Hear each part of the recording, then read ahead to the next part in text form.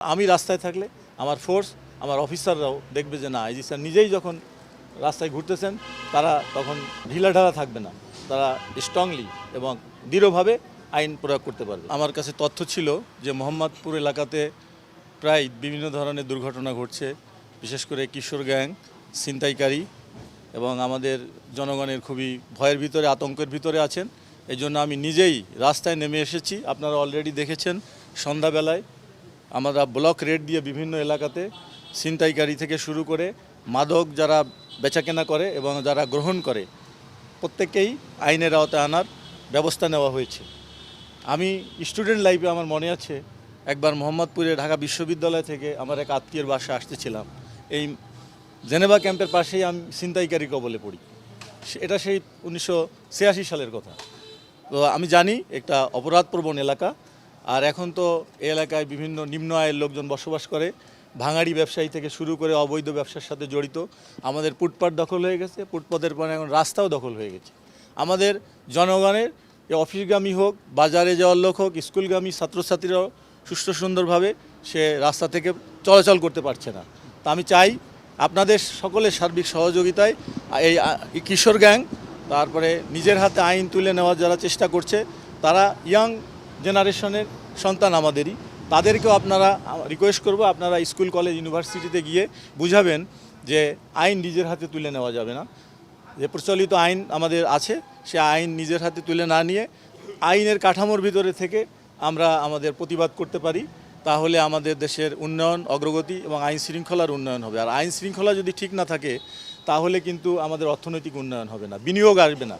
তো আমি নগরবাসীকে স্বস্তি দেওয়া, ছিনতাইকারী কবল থেকে রক্ষা করা, এই মব কালচার থেকে বেরিয়ে আসার জন্য আমি আমার ইয়াং জেনারেশনের ভাইদেরকে অনুরোধ করব, বিশেষ করে পলিটিক্যাল লিডারদেরও বলবো আপনারা সমঝোতার মাধ্যমে আপনারা আলোচনার টেবিলে বসে সকল সমস্যার সমাধান করেন। আপনারা জানেন মাত্র 2,20,000 পুলিশ আছে, লোকসংখ্যা প্রায় 20 কোটির মতো সারা বাংলাদেশে, আর ঢাকা শহরে প্রায় 4 কোটি। তো এই নগরবাসীকে স্বস্তি দেওয়ার জন্য দিনে রাতে 24 ঘন্টা আমাদের প্রত্যেকটা রাস্তা, ব্লক, বাজারঘাট যেখানেই যাবেন জনসমুদ্র। তো এইটাকে সুষ্ঠু সুন্দরভাবে পরিচালনা করতে হলে আমাদেরকে আইন মান্য করতে হবে। আমি নিজেই দেখেন রাতের বেলা মানুষ ছিনতাই কবলে পড়ে, আমাদের ট্রাক ছিনতাই হয়, কাভার্ড ভ্যান ছিনতাই, এক্সপোর্ট ইম্পোর্টে ডিস্টার্ব হয়। আপনি দেখেন কারণ বাজারের রাস্তাটা পুরো বন্ধ হয়ে যায়।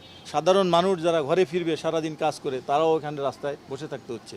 তো এই অবস্থা থেকে মুক্তি পাওয়ার জন্য আমরা ট্রাফিককে ঢেলে সাজার চেষ্টা করছি এবং অলরেডি আমাদের কার্যক্রম শুরু হয়েছে।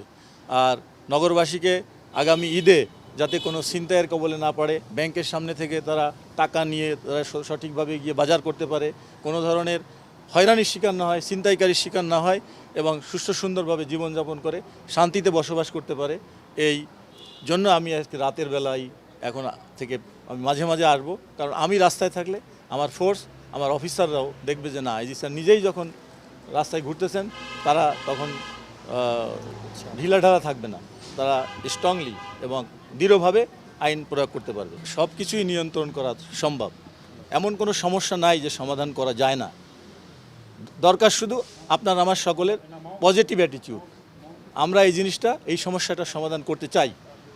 আবার অনেক লোক আছেন সমস্যার সমাধান করবেন না, এখান থেকে কিছু ফায়দা লোটার চেষ্টা করবেন। দেখলে কোথাও যদি আগুন লাগে এক গ্রুপ নিভাতে যায় আর এক গ্রুপ ওখানে আরেকটু আগুন বেশি বাড়ায় দিয়ে কীভাবে লুটপাট করা যায়। এই দুই ধরনের চরিত্রের লোক আছে সমাজে। তো আমরা সেই ভালো লোকগুলোকে প্যাট্রোনাইজ করব, খারাপ লোকগুলোকে আমরা আইনের আয়তায় আনবো এবং আবার আমরা মানবাধিকারও লঙ্ঘন করব না। আমরা আমাদের প্রচলিত আইন ব্যবস্থায় যতটুকু শক্তি প্রয়োগ করে এই ক্রিমিনালকে দমন করা দরকার আমরা সেইভাবে করব। এই ব্যাপারে আপনারা সহযোগিতা করবেন এবং পজিটিভলি পুলিশকে সহযোগিতা করার জন্য আমি অনুরোধ জানাই। এবং মাদকের স্পটগুলো আমরা প্রধানমন্ত্রীর 1 নম্বর অ্যাসাইনমেন্ট হচ্ছে সমাজে কোনো মাদক থাকবে না, কারণ আমাদের পুরো জেনারেশন নষ্ট হয়ে যাচ্ছে।